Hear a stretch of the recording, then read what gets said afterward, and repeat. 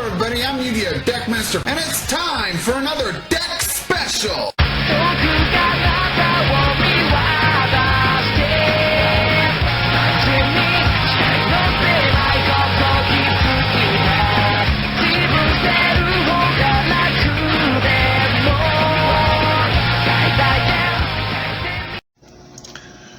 Hello everybody, I'm Yu-Gi-Oh! Deckmaster 41, aka Jason Lee 41. Jason is here. Sorry, I had to make sure my cat didn't jump up here and ruin my whole display area. I'll be putting everything right here, so we'll start. Let me get it lined up right about there. Okay. Do like that, so it's a little more in the light. Alright, I have been working and prying and getting everything up together. If you'd like to see some duels, I can do some online via like Edia Pro or Dueling Book or whatever it is, because it's really hard to get the recordings via, in public. I don't got the best equipment for it. This deck that I'm currently playing is to help counter Splight and Tier Element and Punk and all them. This format. I have decided branded Invoke just wasn't working. I could make a pretty good board. They could break it pretty easily. So time to go back to my strengths, stun, and anti-meta / dot floodgate decks. Make my opponent hate my guts, but get some wins. So we're tried and true to the old Eldlich format. Took me a while to get all the cards, but hey. Down below, let me know what you think, and let's get started. So, we're going to start off with the standard 2, Lord of the Heavenly Prisons. For those of you who don't know what he does, during your turn you can reveal him in hand, and until he'll stay revealed, and until the end of your opponent's turn, your set cards and your opponent's set cards can't be destroyed by card effects. Lightning Storm, Twin Twister, MST, those type of things won't work. Now, Cosmic and Evenly still will, though. Plus, he has a second effect that if a set card's activated, you can special summon him, but you can only do one or the other each turn. However, if he happens to be revealed by his first effect and you special summon him, aka reveal him on your turn, special on your opponent's, you can then set any spell or trap from your deck, and this is an effect that activates in hand, resolves in hand, then he summons, so there's no like veiloring him once he hits the field. And this can really get you the key cards you need. Of course, we got our two golden boys. I got Sam here, and then we got Dean over here. You can discard a spell and trap, and then from hand to send any card on the field to the grave. Does target, but doesn't destroy. And you can send a set spell or trap, or any spell or trap on your field to the grave to add him to hand, and then special summon a zombie from your hand, including itself, and that monster will gain 1,000 attack and defense and can't be destroyed by card effects till the end of the next turn. So this dude is a board breaker, but at the same time allows you just to get a big beefy motherfucker out. Because hand traps, I feel, don't do enough this format, I decided to go board breakers in the main. We're going to start off with triple Lava Golem. Lava Golem says tribute 2 monsters on your opponent's field, summon it to their field. That's all you need to know. It tributes as a cost to summon it, therefore even things unaffected by card effects, unless they cannot be tributed, can be tributed. So this can out almost anything. You summon it in defense. Golden Lord can easily beat over 2,500. Plus, during the standby phase, they will, if the effect works, take 1,000 points of damage each of their turns to keep it. Non-optional, by the way. And then yes, if they're below 1,000, it will kill them.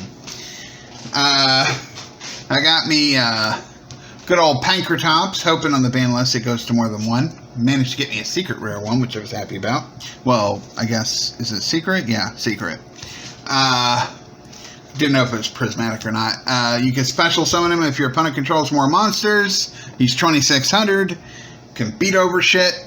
And as a quick effect, you contributed Dino Wrestler, aka himself.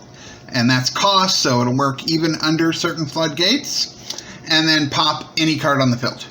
Or it might be tribute when done restored target one card your opponent controls and destroy it. Okay, any card on their field. So it's really good. I'd love to be able to play more than one, but it's limited. We got ourselves a small Dogmatica package. Ecclesia can special summon herself and search out a Dogmatica card.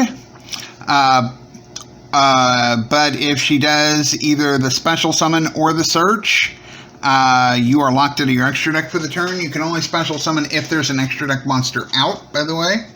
And then on summon, she can search a Dogmatica card, monster, spell, or trap besides herself. And she can't be destroyed by extra deck monsters in battle. Fleur can special summon himself out if there's an extra deck monster out, your field or your opponent's. They both work that way. If he's on the field and a Dogmatica monster battles, they permanently both gain 500 attack once per turn. You can do that. And if, she battles and he's out, or he battles and she's out, they both will gain 500. Oh, God, my cat just took a shit. And if you special summon him from hand while you control Ecclesia, for example, you can negate a monster effect on the field until the end of the turn. And again, like Heavenly Prison, this activates, resolves in hand, and summons. So once it's summoned, the effect is negated, period. And it doesn't target, and you ain't going to be able to Veiler or whatever him, imperm him or whatever. It's too late. Your card's already negated. Guess we're going to have to deal with a little... There. Might do better in the shadows, huh? Stupid freaking light glare. Sorry about that. Work with what you got, though, That's it for the monsters. It's a total of 10. It's a trap deck. That's how it's supposed to be. Of course, for your spells, you got triple Pot of Extravagance. I'd play Pot of Prosperity, but I can't afford it. When the Mega 10s come out next month, provided that it's in there, I will most likely be swapping out Extravagance for that, because key searching is better than Master All. But still, I run a high amount of enough targets in my extra deck that I don't really hurt too much by doing it in most cases, and you get 2 draws. Of course, you got your Nadir Servants. Oh, I guess if you don't know what this does, you banish 6 cards, 3 or 6 cards randomly from your extra deck face down, and then you get to draw 2. But you can't use any more draw effects for the turn. And this has to be the first thing you activate during your main phase 1, which is the reason why I like Pot of Prosperity, because you can activate it whenever you want. You get to pick what you banish face down, and then you get to look at the top cards of your deck equal to what you banished. You banish 3 or 6, you get to look at the top cards, and then take one out of your hand, put the others at the bottom of your deck. So I like that a little better, because I can go off, do my plays, board breakers. If they have a negate on the board and I have to play Pot of Extravagance first. You know they're going to fucking negate that. I hate that shit. Let me break their board, then be able to play. But anyway, still, it is what it is for right now. Double Nadir Servant, because it's semi-limited. If it goes to 3, I'd play 3. If it goes to 1, I guess I'll play 1 and put in another Ecclesia. You can send a card from your extra deck and then add a Dogmatica monster from your grave or deck whose attack is equal to or less than the monster you sent. So you send a 2500 attacking monster like Entis. You can add either or of the Dogmatica cards from deck or grave. And this is a board breaker in its own right, because you can, send things to break, or even due to the new fusion I run, draw. Just don't do the draw aspect if you've activated Extravagance that turn, since you can't draw no more. Then, of course, our main board breaker, triple Super Poly. Discard a card, fusion summon with monsters on the field, and neither player can activate shit in response to this. So, goodbye, crap, you're not sticking around. That is 8 spells, so please play anti-spell. It will not really hurt me that much. Of course, for the Eldlich engine, I am not running Curse Outland. I found it too bricky. And I'm only running a small engine. I just want to get to Golden Lord and keep abusing his power. So I'm running 2 Elixir of Sanguine, Summons Golden Lord from deck or grave, but locks you into zombies after. Then, on another turn, because you can't use both effects same turn, you can banish it to set a Golden Land, one of their traps, from your deck to your field. You set it to your field, you don't add it to the hand, so Ash can't stop it. And this is a quick effect while it's in the grave, as long as you didn't use its first effect that turn. Then you have Golden Land Conquistador, which summons itself as a level 5 light zombie, 500 attack, 1800 defense. If Golden Lord is on the field, you can non-targetly pop one face-up card on the field, and as long as you didn't use the summon effect, and it's in your graveyard during the end phase, you can banish it to set Sanguine from your deck. And then you have 2 Haqueros, which summon itself as a level 5, 1800 attack, 1500 defense light zombie, and if Golden Lord's out, you get to non-targetly banish a card from either player's grave. And this happens as response, so it's like if Golden Lord's out, I activate. Once it resolves and summons, the card gets banished or popped, depending on. So there's no time to chain to the actual pop or banish. You either stop this from coming out or that's happening.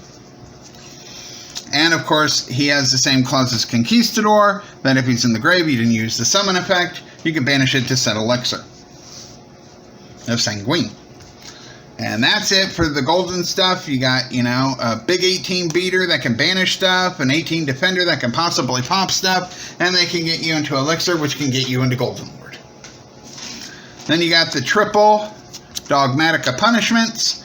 This lets you target a monster on the field, send a monster from the extra deck, and whose attack is equal to or higher than the monster you targeted, and if you do, destroy it. This is a board breaker in its own right, because if you send Intis, then Intis' effect in the grave will activate and pop another card. Or if they're weak enough, you could send the new fusion and get a draw. Or you could send some other options. You know, you got plays. And this can be searched out with Ecclesia, which can then also be searched out with Nadir Servant. We got ourselves some Solemn Strikes. Pay 1500, negate a special summon, and it has to be an inherent special summon, something that doesn't start a chain, not by the effects of a spell or trap, or a monster effect. Well, spell or trap. Or if a monster activates a monster effect, you can pay 1500 negate, and if you negate with either, you destroy it. Now, this isn't here for now, but I may test out the new Draco Utopia trap that came out in Power of the Elements. It lets you basically negate a monster effect on field, and you don't have to pay the 1500. And then if you do, you destroy that card. And if you do that, you have the option to banish a monster from your hand. And if you do that, you get to basically resurrect the monster you just negated and destroyed, but its effects are negated. So, say you summon a monster, big beefy motherfucker, I negate its effect, destroy it, banish a lava golem in my hand, and then take it and summon it to my field. It's kind of cool. This can hit monster effects anywhere though, hand, graveyard, wherever, on the field, banish zone, doesn't matter. While Draco Utopia can only affect cards on the field, this can also stop summons, that cannot. So, I don't know, I'm going to fool around with both and see where it goes.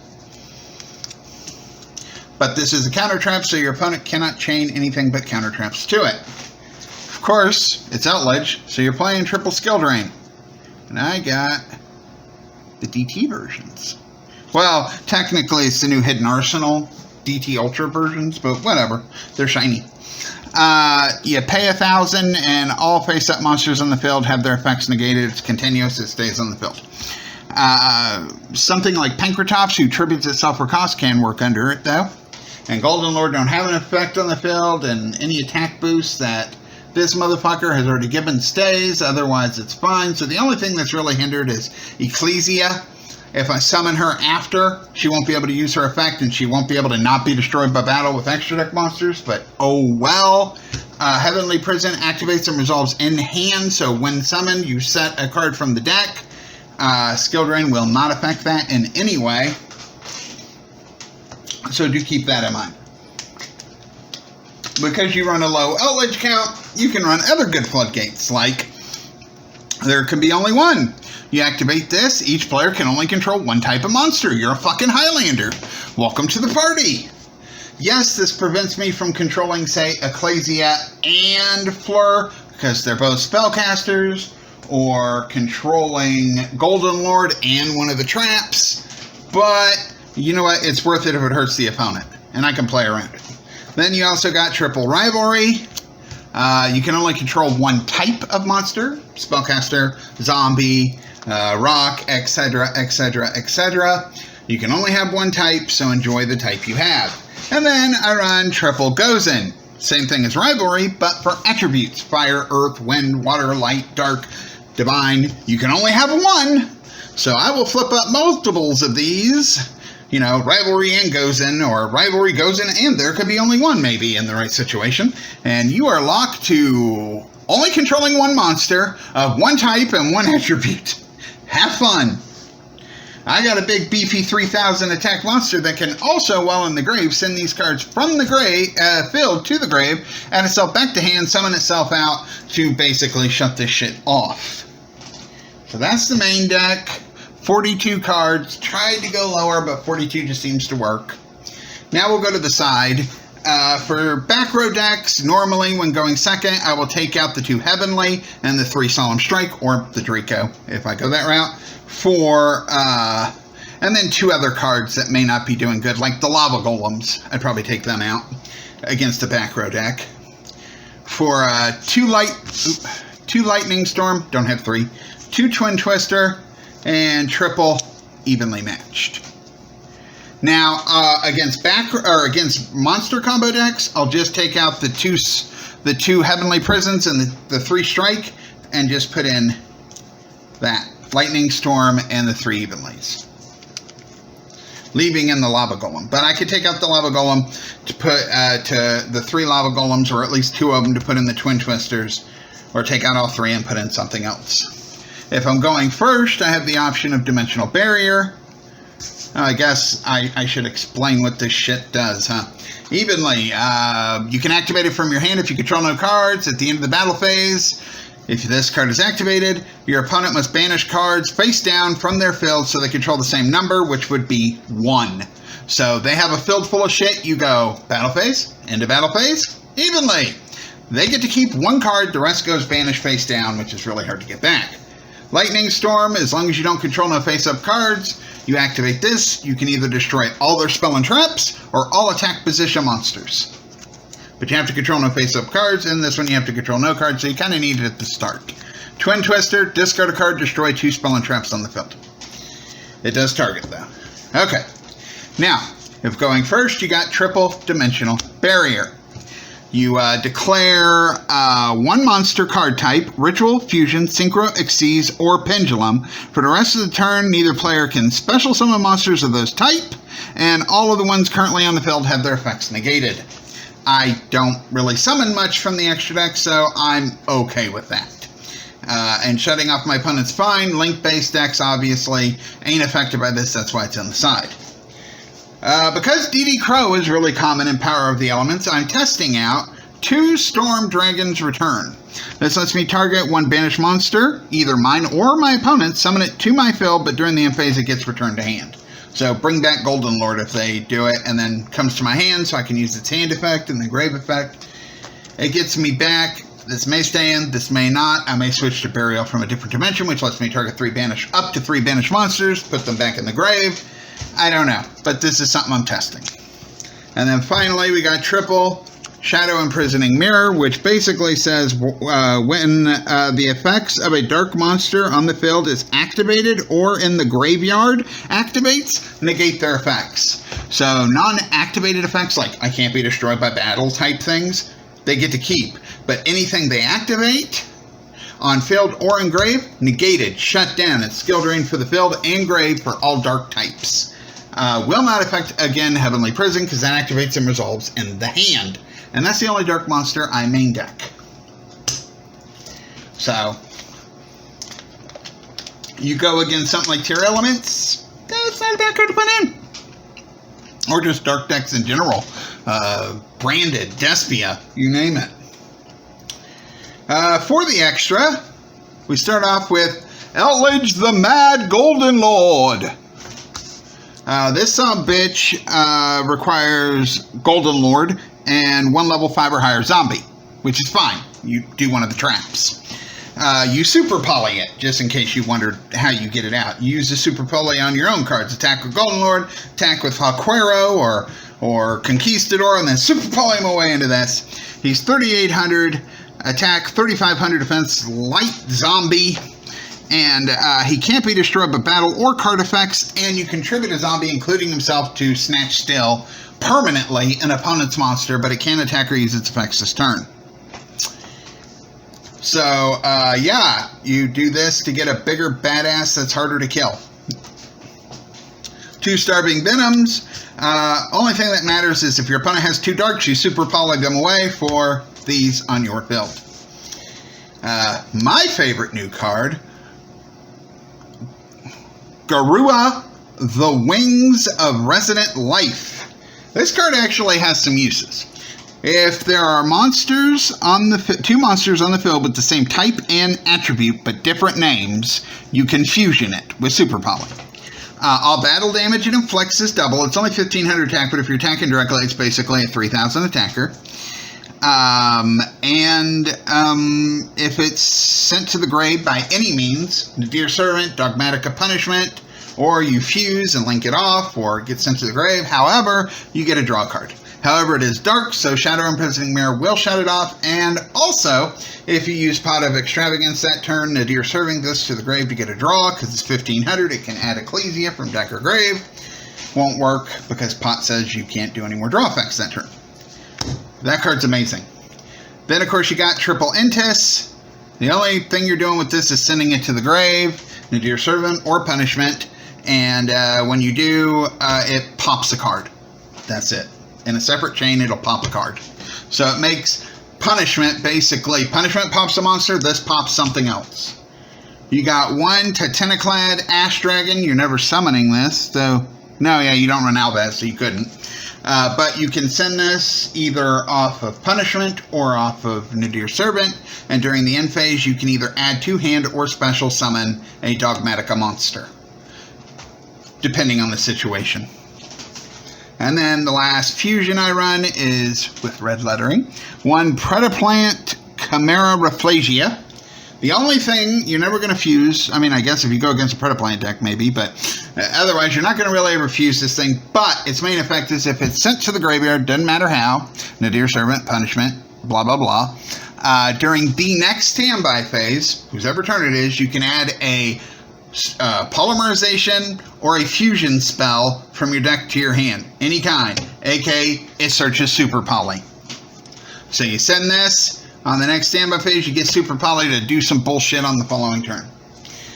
I got 3 Imduk, the World Chalice Dragon, or 2 Imduk, sorry. This tributes away the trap monsters, Haquero and Conquistador, because it requires 1 normal monster and they're considered normal. And if it just so happens to battle a monster it points to, which it has an up arrow, it will destroy that monster without applying damage. It just pops it before you go into the damage step. So it's a way, if your opponent summons something in front of an extra monster zone, to take it out if it doesn't have battle card effect protection. And also it gets the trap in the grave, so you can banish it and then get Elixir to get Golden Lord. I run 1 Lina, the Light Charmer, because the Golden Lord and the Dogmatica stuff are all light. So you link it off. It requires 2 monsters, including a light, and once per turn you could target a light monster in your opponent's grave and summon it to a zone it points to. Its effects are not negated. You can battle with it and everything. It's awesome. But again, it gets the traps in the grave, Golden Lord in the grave, so you can send a card, bring it back at 1,000. Remember, it only keeps the boost till the end of the opponent's turn, so you want to keep giving it to it. And then, final card, 1 Blackluster Soldier, the Soldier of Chaos. This card requires 3 monsters exactly, but if you use a level 7 or higher, aka Heavenly Prison, hell, Pancratops if you really, really wanted to, Fleur, Golden Lord, etc., etc., etc., maybe a super poly target. It can't be targeted or destroyed by card effects, opponents' card effects. And if it destroys a monster in battle, you can apply one of these effects. It can gain 1500 attack instantly, going to 45. It can make a second attack on your next battle phase, so it'll be able to make 2 attacks then. Or it can non-targetly banish 1 card on the field. You're mostly going to use the attack boost or the banish, but still, it gives you an option to make a really powerful, hard-to-beat monster. And that is my deck. Let me know your thoughts down below in the comment section below. And if you like, remember to please rate, comment, and subscribe. And until next time, take care of your loved ones, including the fur babies of the world. And as always, peace out, rock on.